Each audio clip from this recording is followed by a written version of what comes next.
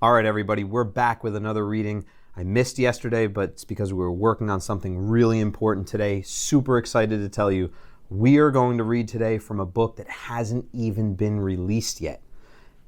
We've been talking with Jarrett Lerner, an author that some of you may have met when he visited Ossining a few years ago.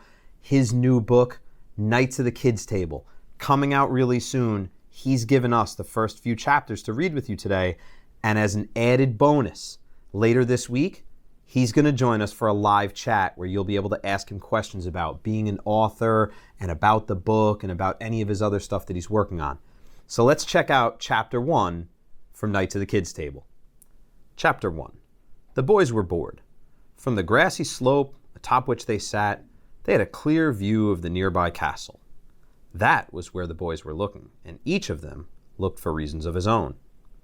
Jerry's eyes were aimed at the castle's upper corner, where the library was located. But the castle's library was no ordinary sort of book-having place.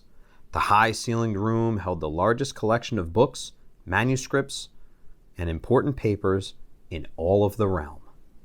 If only I could go in there, Jerry thought. I could pluck any book off the shelf and sit there all day and read and read and read. Kinsmere sat next to Jerry, and he had his sights trained on the castle's lower floors, on the windows to be precise, behind which the realm's youngest knights took up dull swords and practiced their combat. It happened to be a quiet, breezy day, and even from way up at the top of the slope, the gorgeous sounds leaping out of that room could now and again be heard. There were the slices and clanks of blades striking blades, plus the rattle and clatter of armor being put on and taken off. Then put on again for another round of mock combat. If only I could go in there, Kinsmere thought. I could show them a thing or two about swordsmanship. Bruce, the last of the trio, sat beside Kinsmere, and his gaze was fixed on a row of small holes at the very bottom of the castle's outer wall. Most people would never, and had never, noticed these tiny apertures. But Bruce had long ago learned that the little dinner roll-sized gaps led directly into the kitchen. They were vents, those holes, there to let out heat and steam so the cooks and servers didn't faint away while preparing a feast. But the vents also let out smells. Magnificent, mouth-watering smells. The best smells in all the realm. Smells of fried meat and boiled vegetables, of spice cakes and seeded bread, and occasionally a new dish, too.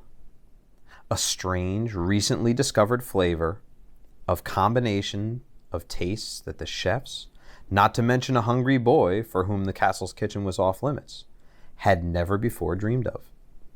Bruce opened his nostrils wide and tried to catch a whiff. If only I could go in there, he thought. I could eat and eat and eat until my stomach burst. A breeze blew by.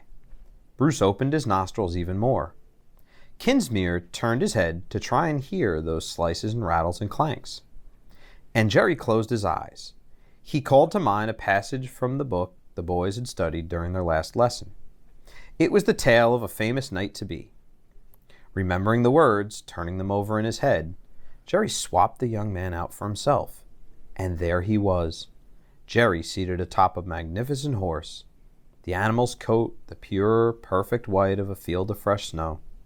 They rode hard, him and the horse, the wind whipping up off the land and crashing across Jerry's face as he galloped away from the castle, out into the further reaches of the realm to find his very first adventure. Boys and girls, that is Chapter 1 of Knights of the Kids Table. Now, keep thinking about this one, and you can reread that chapter if you'd like on Jarrett Lerner's website. And let's get ready, because real soon we're going to announce when he's going to join us live on Facebook so that we can ask questions about being an author, about this book, and some of his other projects. Thanks for listening again today. We'll see you tomorrow.